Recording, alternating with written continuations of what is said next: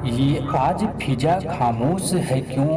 हर जर्रे को आखिर होश है क्यों?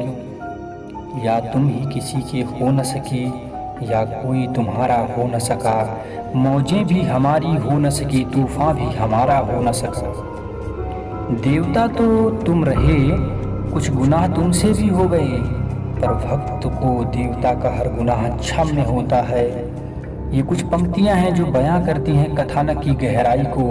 ये बताती हैं कि प्रेम ठहराव, दृढ़ निश्चय, विश्वास और संकल्प से अभिसिंचित होता है।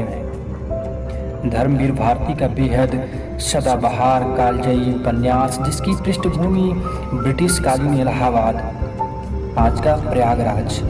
कथानक आधारित है सुधा और चंदर की अमर प्रेम कथा पर। प्रेम, समर्पण और समाज के बंधनों की कहानी, जहां प्रेम बेहद अलग तरीके से पाशविकता और वासना से कोसों दूर प्रेम के उत्प्रेरक के रूप में झलकता है।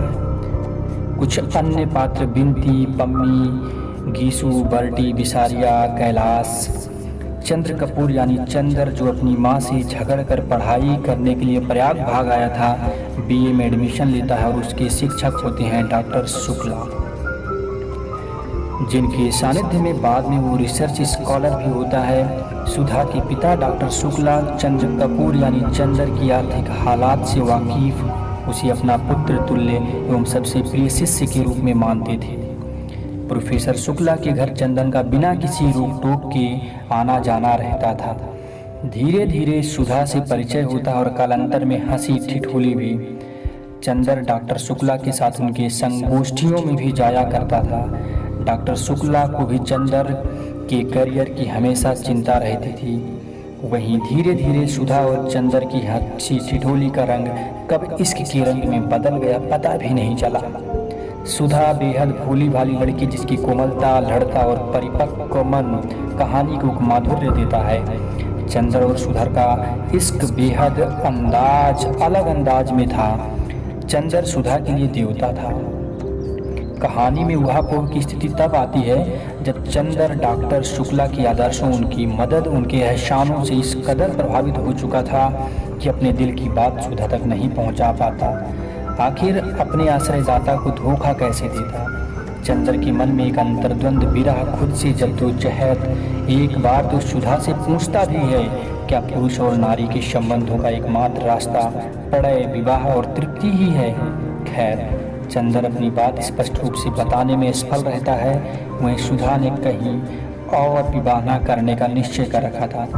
वास्तविकता से अनभिज्ञ डॉक्टर शुक्ला भी थक हार कर सुधा को मनाने के लिए चंदर को जिम्मेदारी सौंपते हैं। किसी तरह चंदर सुधा को समझाता है।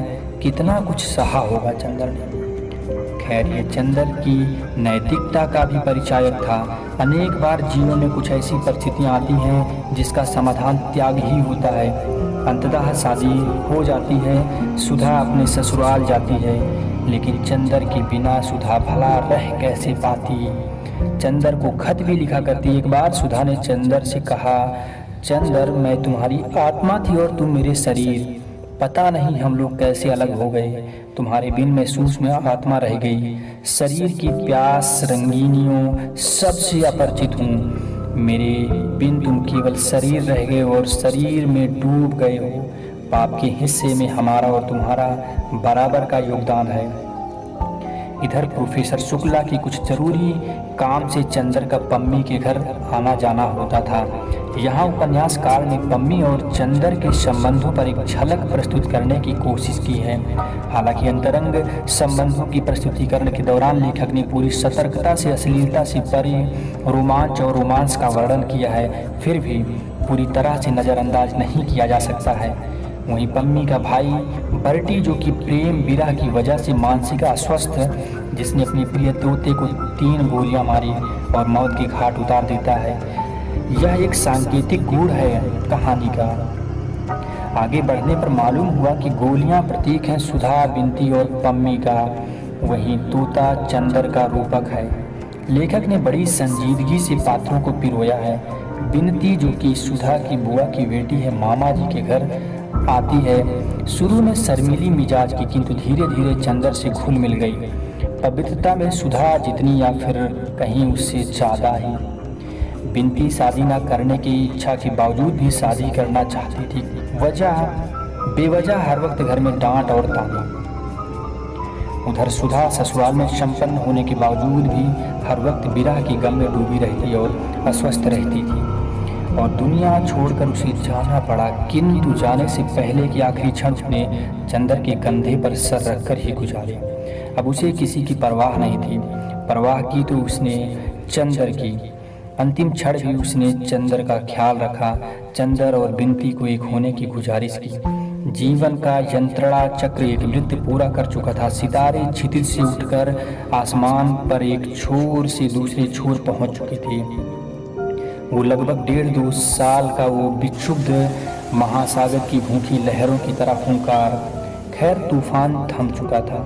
धरातल शांत, बादल खुल गए थे और सितारे फिर आसमां के घोंसलों से भयभीत विहंग शावकों की तरह झांक रहे थे। त्रिवेणी पर कार रुकती है। हल्की चांदनी मैले कफन की तरह लाश पर पड़ी हुई थी, लहरों की लाश पर पड़ी हुई थी। मल्लाह थककर पतवारों को किनारे लगा चुके थे। एक बूढ़ा बैठा चिलम पी रहा था। चंदर चुपचाप उसकी पतवार पर सवार होता और बीच धार में गठरी खोदता है। साथ बैठी सिसक रही बिनती की मांग में चुटकी राख भरकर उसकी मांग को चूमता और गठरी गंगा में फेंक देता है। लहरों में राख एक जहरीली पनियल सांप की तरह लहराती हुई अदृश्य हो जा रही थी। सितारे टूट चुके थे। तूफान थम सा गया था। बेशक चंदर कहानी का मुख्य पात्र बनकर उभरता है, गुनाहों का देवता, किंतु इसमें भी कहीं संदेह नहीं कि सुधा भी त्याग की देवी थी।